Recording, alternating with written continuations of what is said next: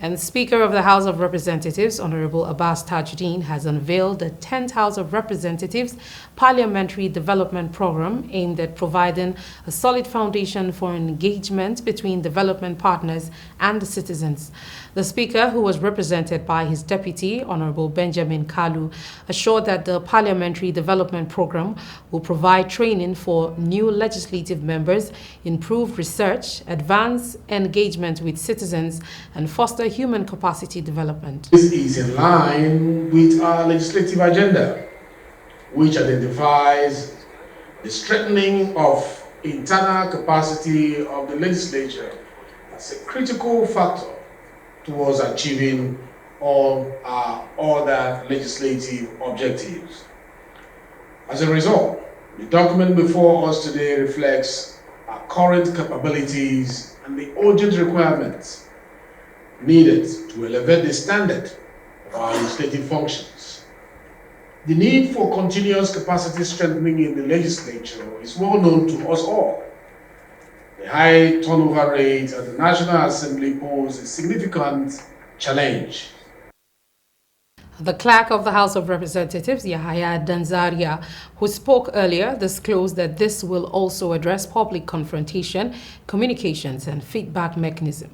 Enhancing the capacity and effectiveness of parliamentary institutions in the country.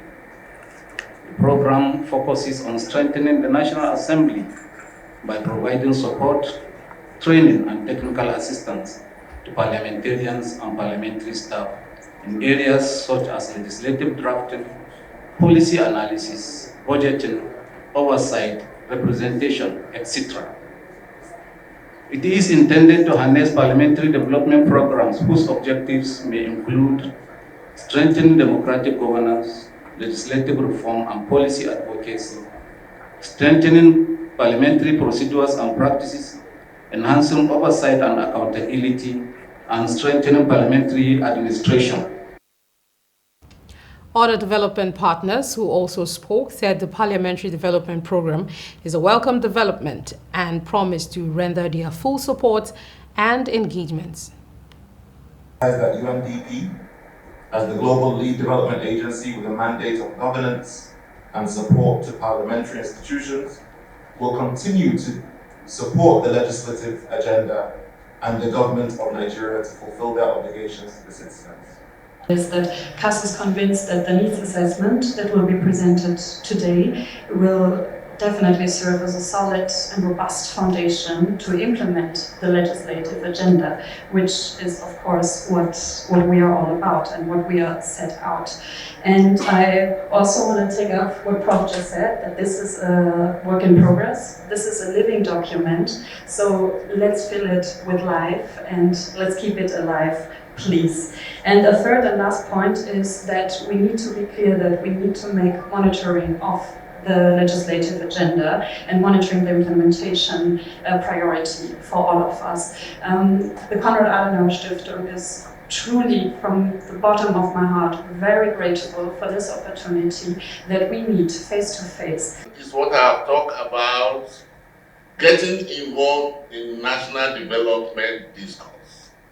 The second like it is that expanding the circle of support to include non-traditional intervention providers. Now we are talking about engaging with organized private sector. We're talking about philanthropists, we're talking about civil society, even within the national economy that can engage with the National Assembly.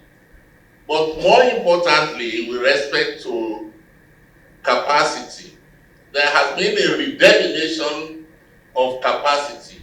That is not only the honorable members that need capacity, the personnel, the staff need capacity, even the citizens that want to engage with the House also need capacity.